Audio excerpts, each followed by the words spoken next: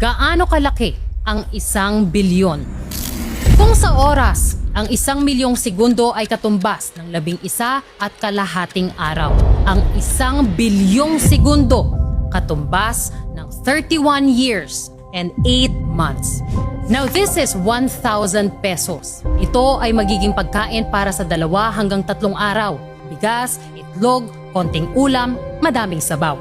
Kung mayroong may sakit sa pamilya, bahala na dahil hindi nakakayanin ang pera sa pamasahe papunta sa klinik o ospital.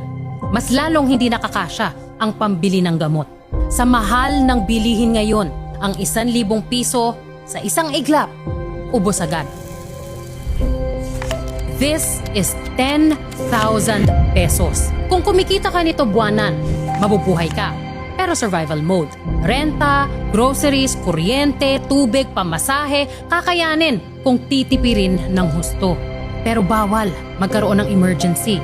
Bawal maaksidente, bawal mabahaan o mabutas ang bubong. Kahit bigla ang project o gastos sa school, bawal. Walang seguridad dahil konting dagdag gastos lang, simot. Walang savings, kaya kung biglang mawala ng trabaho, back to zero. This is 100,000 pesos. Kung bigla kang magkaroon nito, makapagbibigay ng konting ginhawa o seguridad. Pwede na sa tuition, ilang buwan na groceries, pwedeng itabi para may konting ipon. Pero isang hospitalization lang, kayang ubusin ito na parang wala lang. Hindi lang ubos, minsan mababaon ka pa sa utang. This is 1 million pesos. Life-changing para sa ordinaryong Pilipino. Pwede kang magnegosyo, magpaaral, pwedeng magsimula ulit. Pero isang maling desisyon lang, o sunod-sunod na problema, maling investment o naluging negosyo, unti-unti mawawala rin. Now this is 1 billion pesos.